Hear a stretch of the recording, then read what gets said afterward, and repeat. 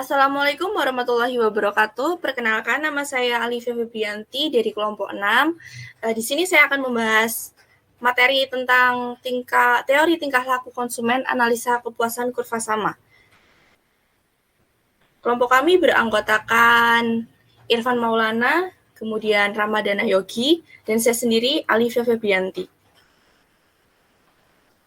Kurva kepuasan sama merupakan suatu kurva yang menggambarkan gabungan barang-barang yang akan memberikan kepuasan yang sama besarnya. Untuk menggambarkan kurva kepuasan sama perlu dimisalkan bahwa seorang konsumen hanya akan membeli dan mengkonsumsi dua macam barang. Kemudian di sini sudah terdapat tabel tentang gabungan barang, makanan, dan pakaian. Ditunjukkan 6 buah gabungan makanan dan pakaian, yaitu gabungan AF, yang akan memberikan kepuasan sama besarnya kepada seorang konsumen.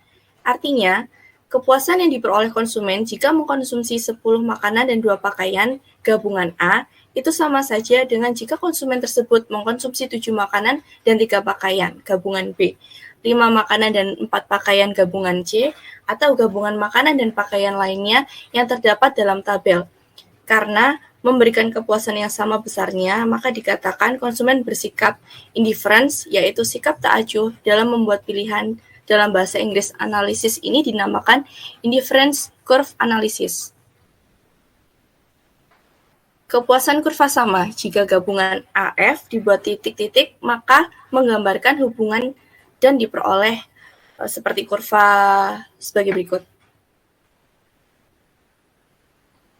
Tingkat penggantian marginal. Tingkat penggantian marginal adalah penggantian yang menggambarkan besarnya pengorbanan atas konsumsi suatu barang untuk menaikkan konsumsi suatu barang lainnya dan pada waktu yang sama tetap mempertahankan tingkat kepuasan yang diperoleh konsumen.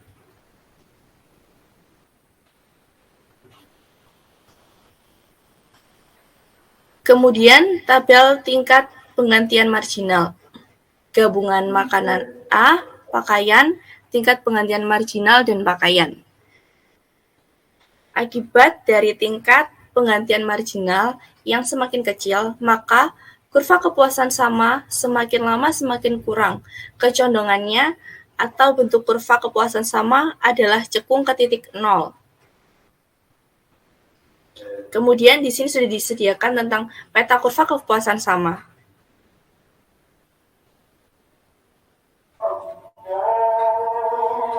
Yang pertama, gabungan yang digambarkan oleh kurva yang berada di bawah kurva yang pertama adalah lebih sedikit jumlahnya. Ini berarti kepuasan yang diperoleh konsumen lebih sedikit. Kemudian yang kedua, gabungan yang digambarkan oleh kurva yang berada di atas kurva yang pertama adalah lebih banyak jumlahnya. Maka kepuasan yang diperoleh konsumen juga lebih banyak. Garis anggaran pengeluaran. Budget line garis anggaran pengeluaran adalah garis yang menunjukkan berbagai gabungan barang-barang yang dapat dibeli oleh sejumlah pendapatan tertentu yang terbatas keuangan konsumen untuk membeli. Kemudian di sini ada contoh kasus. Bapak Dullah mempunyai uang Rp90.000 untuk membeli makanan dan pakaian. Satu makanan sama dengan 9.000 per pieces. Satu makanan sama dengan 6.000 per pieces. Maka di sini sudah disediakan tabel tentang gabungan makanan dan pakaian.